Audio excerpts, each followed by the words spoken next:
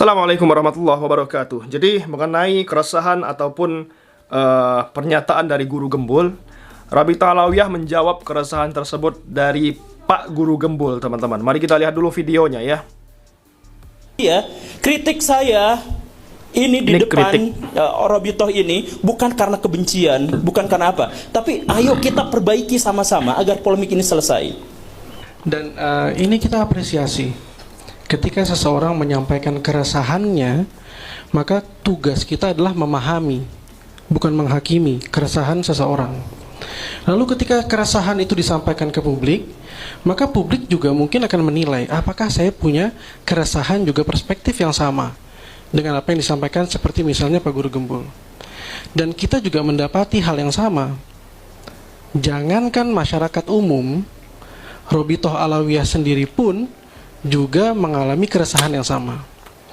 Seperti Pak Guru sampaikan di awal, mungkin ini ada bubble yang akhirnya meletus ketika ada isu nasab ini.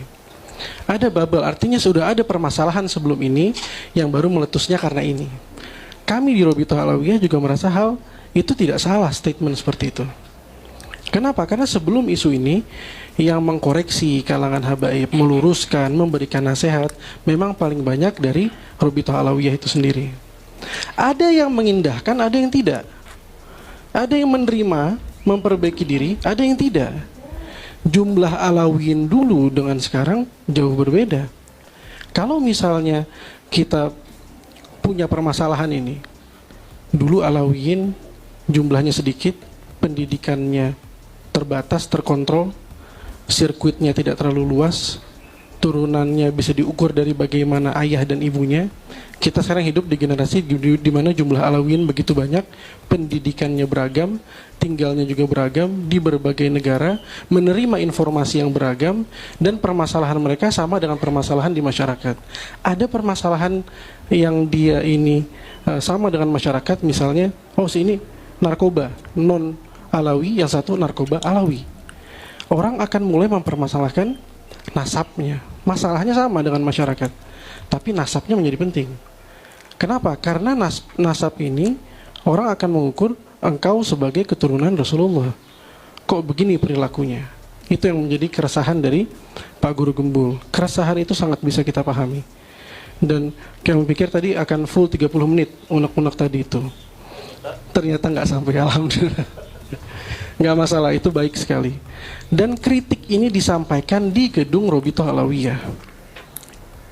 Iya, Rabithah bagus. tidak anti kritik. Dan kita tidak berkeberatan dengan statement seperti itu. Kenapa? Karena kadang Rabithah pun mengkritik Alawiyin itu sendiri. Tidak sekali, dua kali. Dokumentasinya banyak, tertulis, video, banyak semua. Apakah semuanya diterima? Bisa ada yang diterima, bisa ada yang enggak. Ada juga yang protes dengan kritiknya Rabithah. Jangankan kritiknya Pak Guru Gembul, kritiknya Rabithah pun ada yang protes. Jadi kita tidak mengukur dari bagaimana orang menerima keresahan Rabithah, keresahan Pak Guru Gembul, tapi yang penting keresahan itu disampaikan. Itu pertama. Kedua adalah terkait dari bagaimana Pak Guru Gembul menjabarkan di awal bahwa ini ada rentetan yang akhirnya mengakibatkan hal ini dan memunculkan beberapa sosok, apalagi sosok utama yang tadi beberapa kali disebut oleh Pak Guru Gembul. Memang kami tidak begitu berkenan menyebut nama beliau, walaupun sudah disebut berkali-kali tadi, ya sudahlah kita sebut juga. Gimana Rabithah gitu loh, keresahannya gimana Rabithah? Kok ada ini nih yang begini? Langkahnya Rabithah seperti apa? Bagaimana cara kita melihat Rabithah? Pertama, Rabithah Alawiyah ini organisasi yang berdiri jauh lebih dulu dari organisasi yang dibentuk oleh Alawiyin lainnya.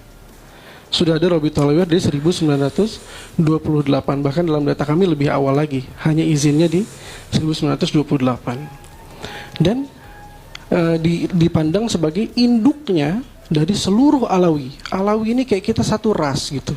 Kalau kita ngelihat suku Sunda misalnya, dengan semua keragaman di dalamnya, nah itu ada paguyubannya, paguyuban orang Sunda. Nah itu Rabithah begitu. Paguyubannya Alawiyin, dalamnya beragam. Yang masuk partai politik, satu masuk PDI, satu masuk Gerindra, satu masuk P3, PKB, banyak. Beragam sekali. Dan punya pemikiran yang berbeda-beda. Yang satu orang hukum, Dan itu terjadi di Robitoh Alawiyah sendiri. Kita punya departemen hukum, isinya orang hukum semua. Kita punya departemen media, isinya orang media semua. Berbeda-beda karakternya. Benar. Nah, itu terjadi keragaman itu. Paguyuban ini dipandang oleh masyarakat, ayo paguyuban bertindak. Bagaimana paguyuban bertindak?